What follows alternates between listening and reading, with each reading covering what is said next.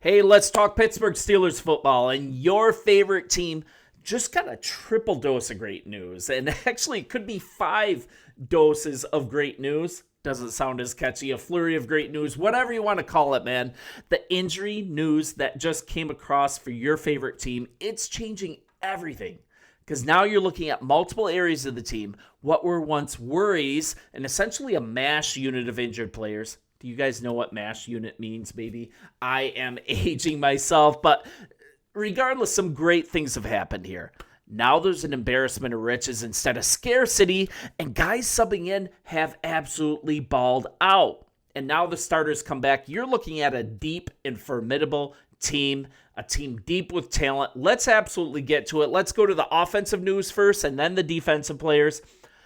5-1 is going to be a reality very quickly when you come into this next game against Cleveland Browns after the bye. So coming out of Dublin, Ireland, right? It looked like the Steelers were going to be out 2 of their best offensive players. Most notably, we're talking about Calvin Austin, right? I don't want to make stupid stories about his replacement. I don't want to argue that Roman Wilson, Scotty Miller, Ben Skronek, that they're going to be reliable replacements as the number 2 receiver on this team. It's absolutely not true, so I don't want to waste time doing it. You looked at Austin's diagnosis coming out of Dublin, looked like worst case scenario, arm in a sling. Now we see him back stateside without a sling.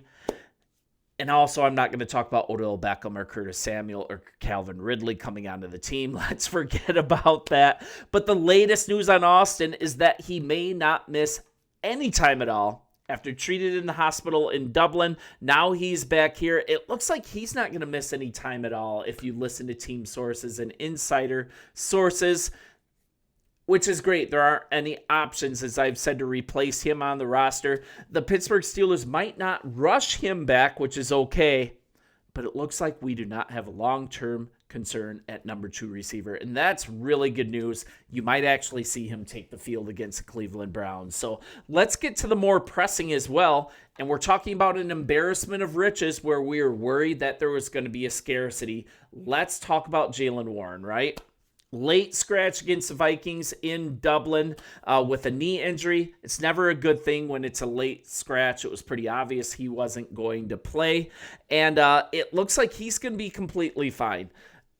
And this is a player that has had tons of highlight reel plays, really in a less than ideal situation, right? The offensive line hasn't been much of a help in these first 3 games of the season before the Ireland game. But now he is going to be back. He was the team's number 1 receiver, which is crazy. Now the offensive line is figuring things out, getting fully healthy. You had the bye week to further prepare for the Cleveland Browns.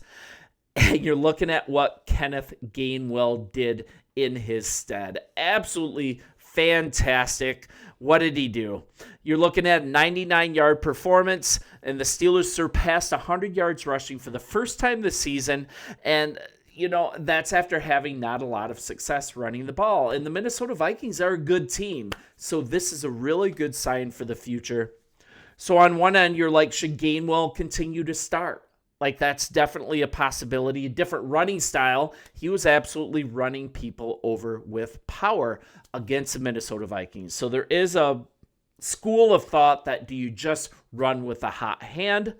But then you're looking at Warren. He was your starter coming into that game. So, frankly, there's no need to take Gainwell off the field while he's hot. But these guys can definitely run in tandem. I think it's an absolute fantastic situation. So we're looking at best case scenario for the Steelers is that they have 2 absolutely dominant running backs of different skill sets. And in some ways, similar skill sets. Both of these dudes can pass protect. Both of these dudes can catch the ball well. What a great situation. And sometimes it takes a player getting hurt or not playing in a particular game for you to put the other guy in and see what you actually have. Really happy that this is what you guys are experiencing here. So let's get to the defensive players, right? According to Team Insider and Pittsburgh Post-Gazette writer Ray Fittipaldo, when he speaks, we should all listen, right? The team should be welcoming back 2 more key players. We're talking Alex Highsmith and Joey Porter Jr. He spoke on the Pomp and Joe show on 93.7 The Fan, and this is what he said as far as expectations for these injured starters. I think Porter Jr., he was close to coming back for the Vikings game. They held him out. I do think he's going to be ready to go for Cleveland. Also, I think Alex Highsmith, he's going to be back. He also talked about Jaylen Warren being back. We already covered this. So we're looking at Highsmith coming back at the perfect time against the Cleveland Browns. And he had a little more to say about this, but I'm just going to give you the facts here. Highsmith, if you remember, he had a high ankle sprain against the Seattle Seahawks, missed the last 2 games, but now he's going to come back after the bye week. And that's actually really good team management by this coaching staff and this front office. They didn't put Highsmith on IR, even if there was a roster advantage from doing so. They stayed disciplined. They thought he could get back within 4 weeks. So now, no IR designation. Highsmith can come back in time, and that's absolutely fantastic development. And it also gives you a deep team, right? Because who am I going to talk about here? I'm going to talk about Nick Herbig. He has played like an absolute stud while Highsmith has been out. 2.5 sacks, 14 pressures, 8 quarterback hits over the 2.5 games of relief he's played during that time, relieving Highsmith primarily. You guys, what a great thing this is. Your linebacker core is so deep. It's going to be sick after that sprained ankle, after missing multiple games. He also missed time this offseason last year with a groin injury. He's had soft tissue injuries during his career, so it's nice to have Herbig here to carry the water, and man, he did such a good job. You can argue that he's going to be the new starter and that Highsmith should take a back seat. I think what's going to happen, you're going to be able to bring in these defensive players in absolute waves now that you're getting healthy.